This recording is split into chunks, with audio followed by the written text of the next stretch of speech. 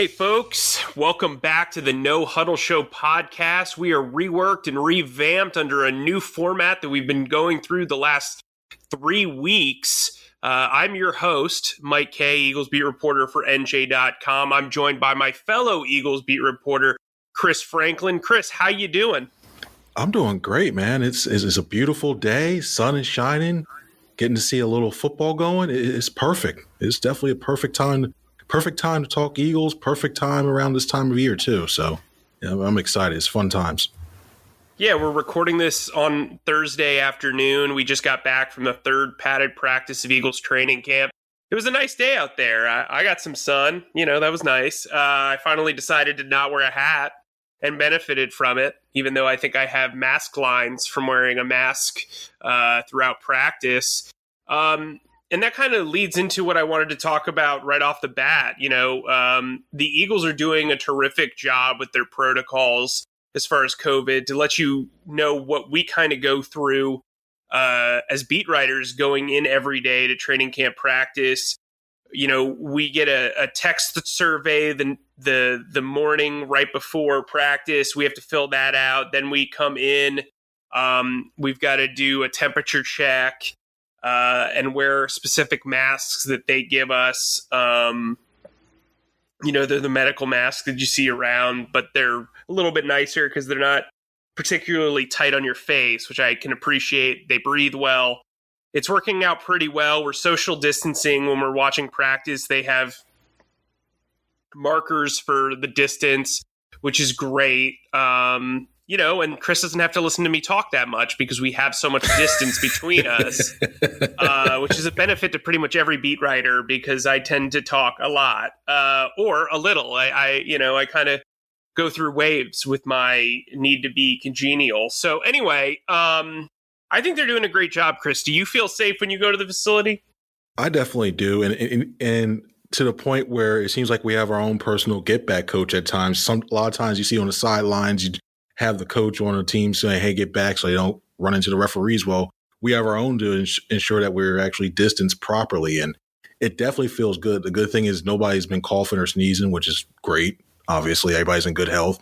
You get to actually see your temperature when you're going in and getting the check. So it makes you feel reassured that you're not sick, even though we take our own temperature before we actually go to these practices and the surveys to make sure seems like they have layer upon layer just in case stuff happens, to make sure that nobody gets sick and that we don't spread this virus. So I commend the Eagles and the NFL for the job they're doing so far when it comes to trying to protect everybody from the coronavirus.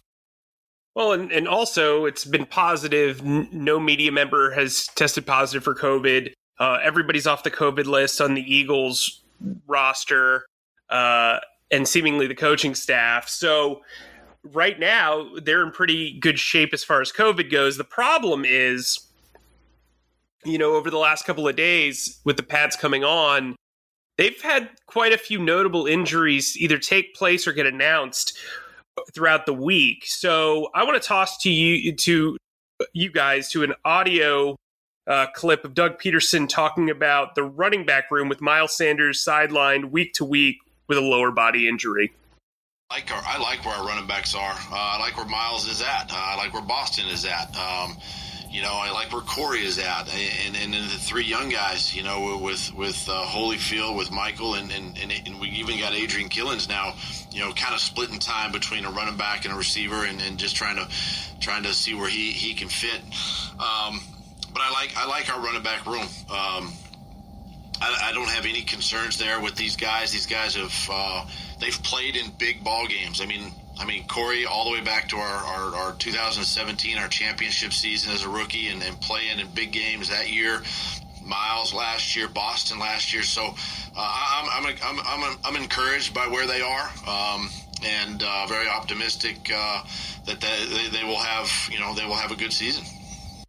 So you hear Doug has confidence in his running backs, even with Miles Sanders sidelined with a lower body injury for a week-to-week basis. From what I understand and what I've been told, the injury is not considered to be game-threatening, meaning he is on pace to start in week 1. He should be fine. He'll just miss a couple of weeks of practice, which, to be honest with you, after not having an off-season program and a lot of in-person workouts, I don't mind that for a running back. I think playing running back is more instinctual. You don't necessarily need as much technique work through as other positions.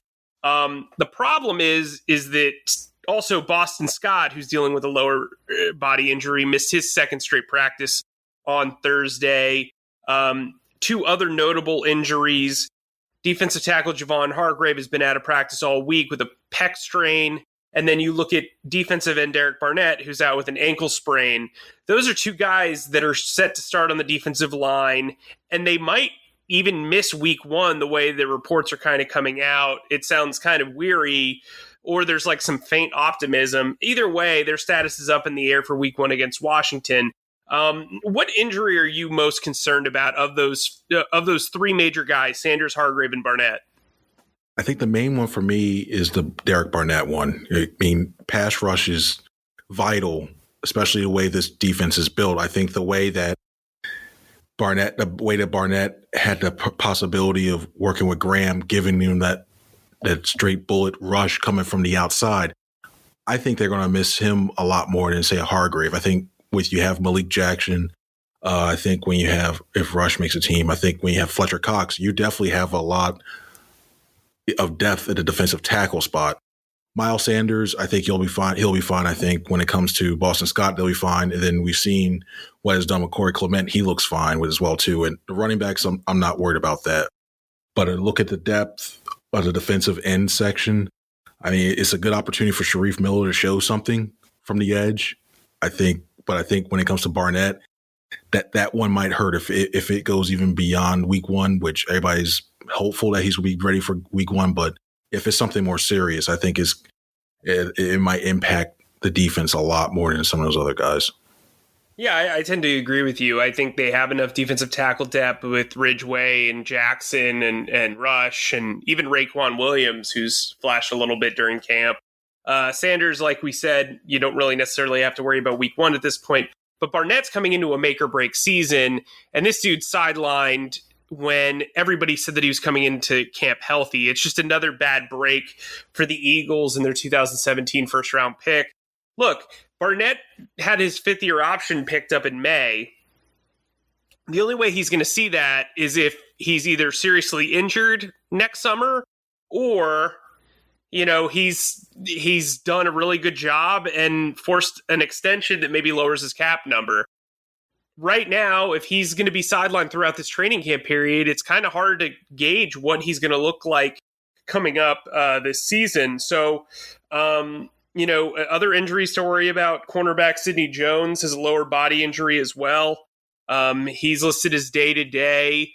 There was one other guy that I'm forgetting. Dallas Goedert also has an upper body injury, and he's been listed as day-to-day. He's missed the last two practices. We'll keep an eye on those two injuries as well. But when we talk about projections for the season, obviously Jalen Reagor is a guy that we talk about a lot because really what he is a projection. While he's looked great in training camp, you are projecting what he can accomplish in the NFL once the pads come on, once the lights are bright and everything like that. So I want to toss to Aaron Moorhead talking about his relationship with Jalen Reagor. He's doing really well. You know, we're learning the playbook right now over the course of the last couple months and getting a chance to run through it the last few weeks. So it's been really good. He's a powerful guy. He's fast. He's got good hands, and you know we're doing stuff on air. This is what it's supposed to look like. So to kind of say what things he needs to work on hard. We haven't gone against the defense yet. So, but he's doing a really good job of picking up the offense, learning, and so far so good with Jalen.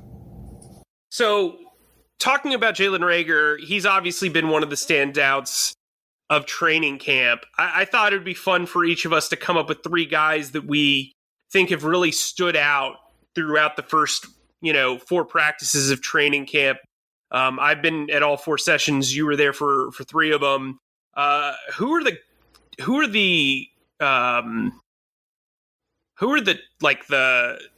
three guys that stood out to you and why? Well, I'll go with Reagor's rookie counterpart, John Hightower. I mean, when we were watching practice today, he's come a long way since that first practice. At first, when I had a little bit of doubts when it came to, like, he was thinking too much when he was out there, when it came to what route he had to go, what spot he had to be, how much spacing he had to go. Today, it was night and day how well he looked. He took on Darius Slay twice, not just once, but twice, the team's top corner, and while he considered to be a top 10 cornerback in this league, and he shook him off. He shook him off like it was nothing. He ran crisp, precise routes, and he's catching the ball with his hands, which is something that I think is very important to see when, especially because of rookies. How many times do we see guys trying to bring the ball into their body and bounces off? He's catching them clean with his hands. And he displayed some speed, too, some straight line speed, which was great to see going up on the seam. I think Hightower's a good one. Kayvon Wallace. I think there was a lot of hype coming from around here, especially being a Clemson safety where everybody knows about. We have guys like Brian Dawkins talking highly of you. I think Kayvon Wallace so far during this camp has proven that he may have some. He's proving living up to some of that hype as well. He's been around the ball a lot. He's making some great decisions when it comes to, and he's showing some great instincts as well too when it comes to flying up, reading when it comes to reading the run plays, and he's also helping support when it comes to the pass plays. You see, he's making the right pass offs when it comes to going to the corners, and he's communicating very well with his counterpart. So I think Kayvon Wallace is doing a good job. Now, as for a vet, I'm liking Will Parks. I really am liking Will Parks. I think that when you see him when he goes to this big safety, I think he's another guy who's been around the ball. It seems like every time there's a ball throw, oh, there's Will Parks on the other side. He's opposite side. I think when you look at what he brings and the versatility he brings to that defensive backfield, I think that he was definitely looks like he's going to be a good signing. And if he keeps playing the way he's doing right now, he's going to be able to get that big contract next year with that 1-year deal. So I think those three guys are there's some other standouts that are good, but I think those are the three guys who really, really, truly stood out to the camp so far. I mean, who do you think has stood out? Well, I mean, as I mentioned with Rager, I think he's clearly been one of the standouts. He looks good returning the football. He's had a couple of muffs, but when he has the ball in his hands, the dude's a playmaker. He's been getting open, with regularity throughout camp. But I actually want to talk about three other guys. So Quez Watkins, the third draft pick wide receiver, he looked really good early in camp. I didn't really notice him today as much, but I was only really focusing on Jalen Hurts, so that was kind of why. But he's been effective, a lot more effective than I thought he'd be. Nickel Roby-Coleman, the Eagles starting nickel corner, he's just been lights out in one-on-one drills. He's looked good in team drills. He has at least 4 pass breakups in the last 4 practices. So he's a guy that I've been intrigued by. And then I want to bring up Casey Tuhill, the 7th-round pick. He has done really well in one-on-one pass rushing drills against offensive linemen. He absolutely wrecked Jordan Mailata a couple of days ago. And then, I've been watching him in team drills, and it just looks like he gets upfield so quickly. He's got a really good burst and a really good motor. And I think he's got a really good shot of potentially, you bring up, a guy like Sharif Miller. I think Tuhill's got a really good shot of knocking him off this roster if he plays as well as he does, as he has throughout the rest of camp. I think he's practicing really well, and I think the Eagles should feel pretty good about the 7th-round pick heading into the home stretch of training camp.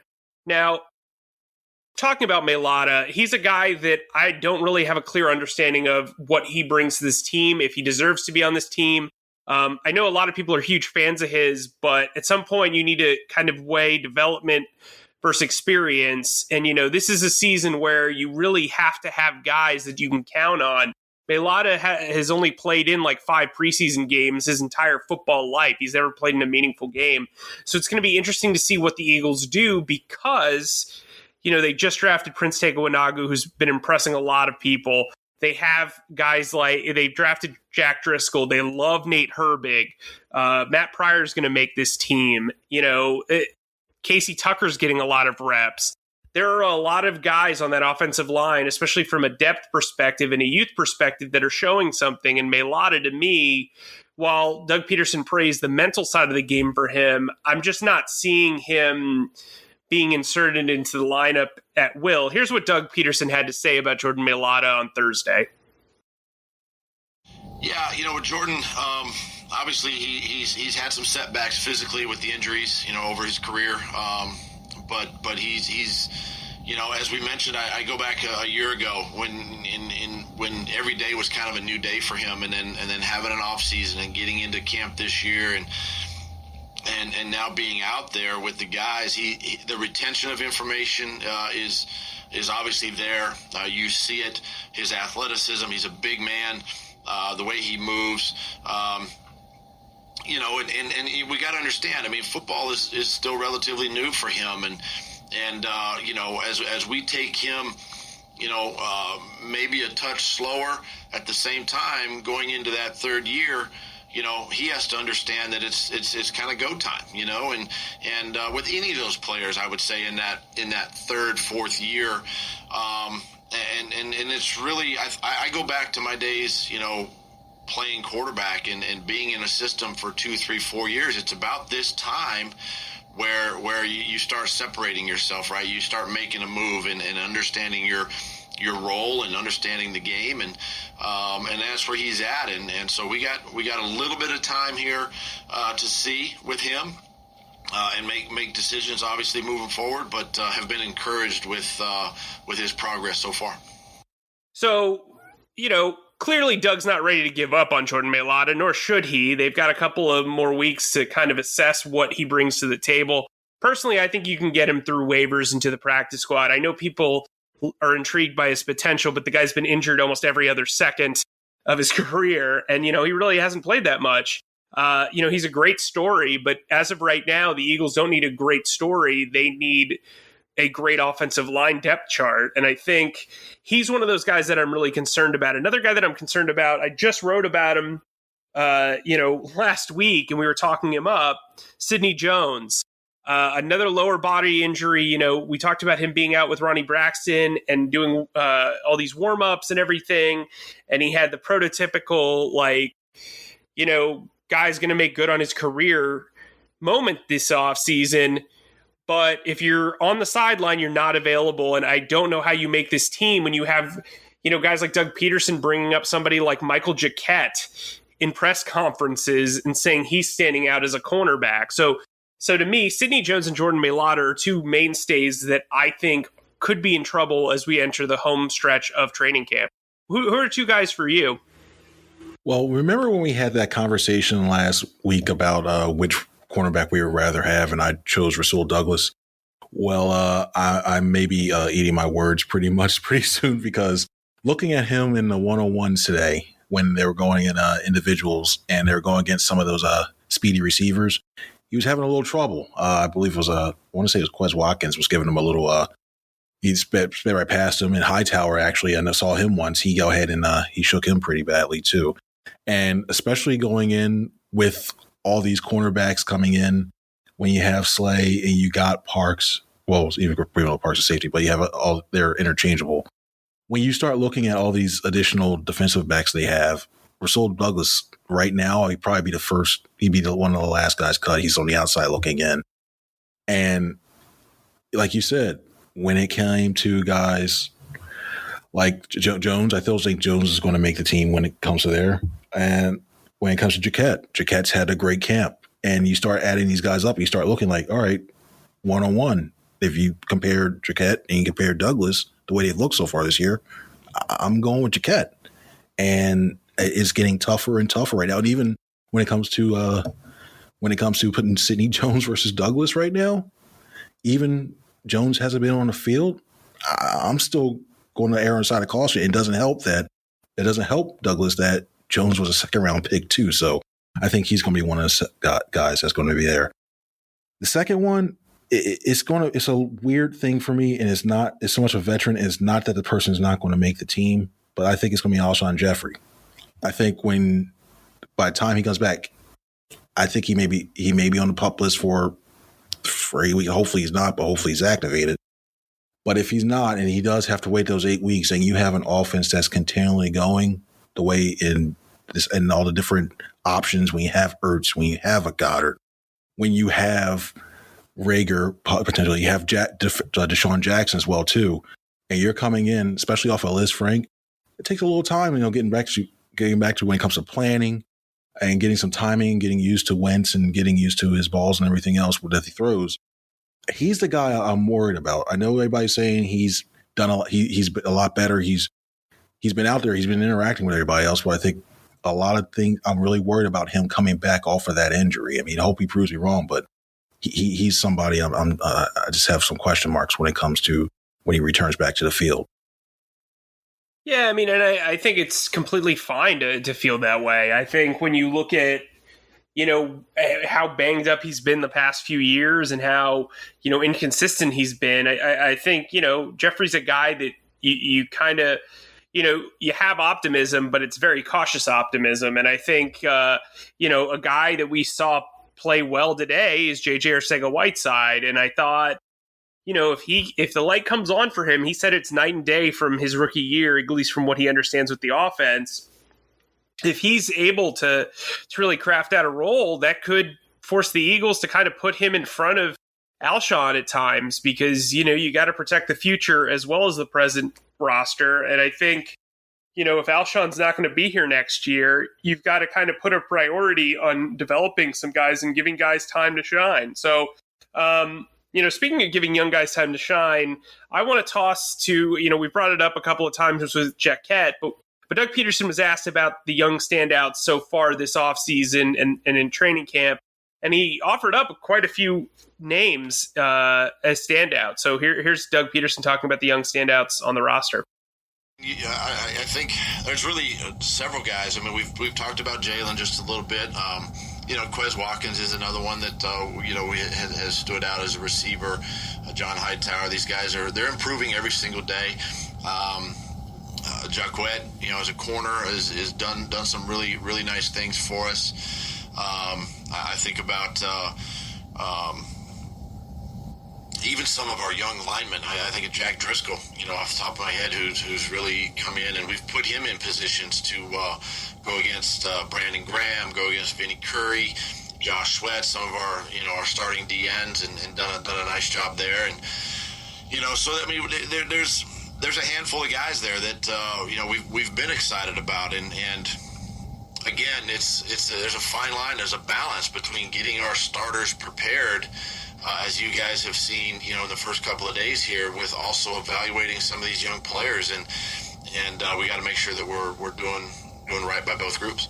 So, he brings up Driscoll, he brings up Hightower, brings up Quez Watkins, obviously brings up Jaquette, which is, to me, is the eye opener of the group. I've noticed him. I wouldn't say I think he's had as great of a camp as maybe advertised, but he has looked good. I mean, he's also running with the third string defense. So, Graylin Arnold got a ton of hype coming in. He's made a few plays, but Jaquette maybe is the dark horse of dark horses. And speaking of dark horses, I wanted us to do our sleeper special of the week. Who's the guy you got? I've been looking at the offensive line a lot and trying to see like who could be that depth guy that sticks around 2 or 3 years to develop and can really contribute if it needs be. And the one guy who's really actually impressed me, Julian Good-Jones, big guard, 6'5", 313, man. He's big. And the one thing I really like about him, he's nasty when it comes to the run game. And as much as they run the inside zone at times, he definitely goes ahead and he uses that body. He's been a bully so far at times. So, I think it was Monday's practice. He displayed that. He displayed his base. He had a good base, and he was able to drive guys, defensive tackles down, wash them down, and he was doing really good. He's improving when it comes to his pass blocking. He's definitely got better. Looked at him today. He looked decent on that too. I think you have Driscoll you have the guys who are versatile. You have Driscoll that can do. You have Matt Pryor on the inside. It's going to be a tough task. I think he may make the team. I mean, it's going to be tough between him and Sue Opeta, but I think there's a good chance he might actually make the team. Well, that would be a surprise, but I mean, maybe. You seem to be a lot more optimistic about some of these bottom of the roster guys than I am. Speaking of bottom of the roster guys, Adrian Killins to me is a very interesting player. Doug Peterson talked about how they're using Killins as a running back and a wide receiver, trying to kind of get the most out of him. he's got kind of a Darren Sproles-like vibe to him. He can catch the ball at the backfield. He's a good returner. He's got blazing speed. I remember speaking to his position coach at UCF earlier this offseason, just talked about how natural of an athlete and a runner he is. He's a guy that if they want to kind of, if they feel like at wide receiver they want to keep 6 and they only want to keep 4 running backs, and you want to make sure that you're negotiating the numbers properly as far as depth chart goes, he could be a guy that kind of sneaks onto the roster because he is so intriguing from a speed standpoint. You've got Darren Sproles in practices, certainly helping guys out, especially somebody like Adrian Killins, who can line up in the slot, who can line up outside and just be a burner, who can do a lot of things with the football and is dangerous with the football in his hands. And, when you're looking at those last 3 spots on the roster, you want to take flyers on guys who have high potential and can eventually really be key contributors. And I think that he has an intriguing set of traits that you can develop over time. I've been impressed by him thus far. They seem to be getting him involved a lot on offense. Obviously, Miles Sanders and Boston Scott being out kind of gives him some more time to kind of, wet his beak when it comes to figuring out the speed of the game. Mike Warren's getting a lot of playing time too. So is Elijah Holyfield. But I just think Adrian Killins is such an interesting and intriguing guy that he could be the dude that sneaks onto the roster.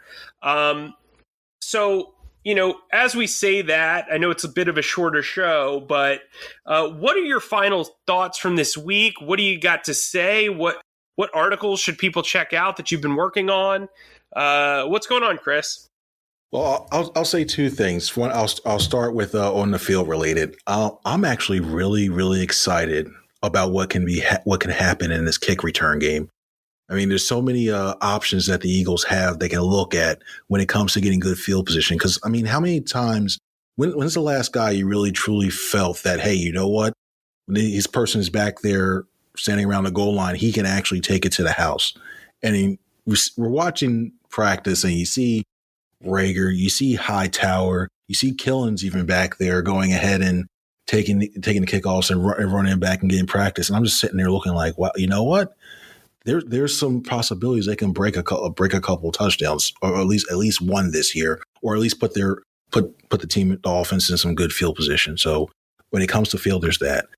If you guys have a chance, if you could please read the story. I had a chance to talk to the mother of a child who's down in Baton Rouge who had a backpack, and he wanted to name it after Jalen Hurts. And the cool thing was Jalen Hurts got wind of it and actually emulated the same book bag of a 6-year-old, which the fact that he went to go ahead and walk around an overhead complex with a book bag just like a 6-year-old is awesome in itself. So if you guys have a chance, go ahead and check it out, read it on NJ.com, and that's all I got for this week. I mean, what do you have, Mike? Well, I have a backpack too, okay, and it's very nice, and I walk around like a 5-year-old.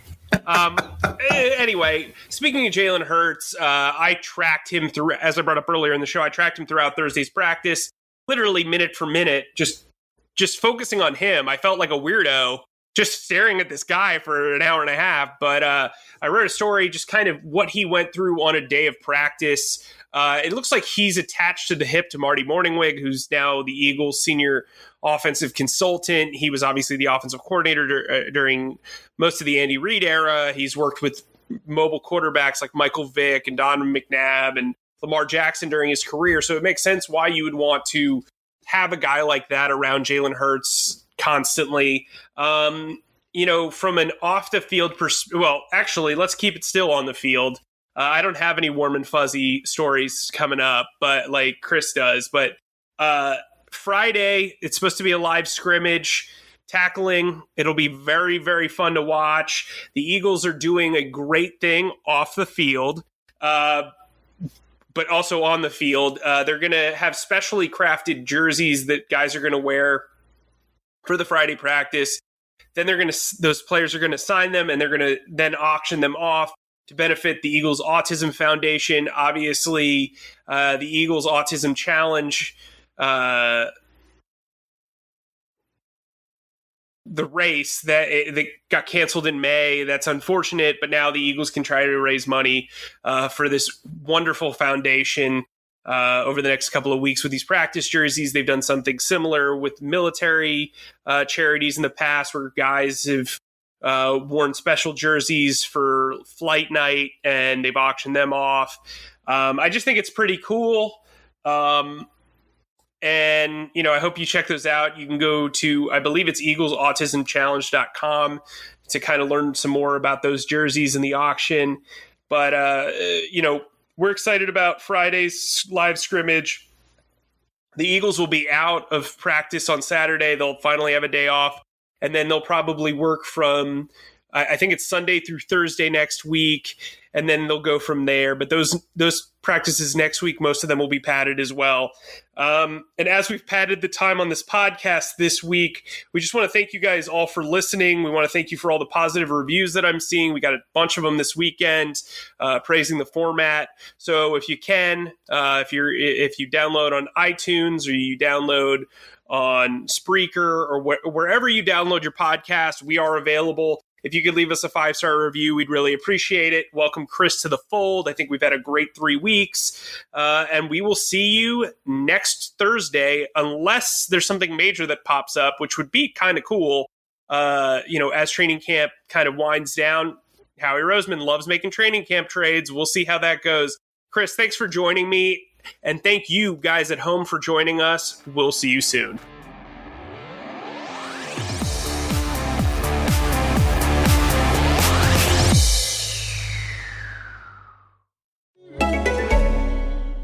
This is Acast Recommends. Every week we pick one of our favorite shows, and this is one we think you're gonna love. Abuse of Power is a new podcast that examines the ways the United States legal system has been used to take advantage of the very people that it's supposed to protect. I've been incarcerated in 31 years for a homicide and robbery I did not commit. He said, I know that you're lying and you just need to confess. I wondered, how the hell did I get in this situation? The state does not want to admit that they executed an innocent man. Subscribe to Abuse of Power on Apple Podcasts or wherever you get your podcasts. Acast is home to the biggest podcasts from the U.S. and around the world. Subscribe to this show and hundreds more now via Acast or wherever you get your podcasts.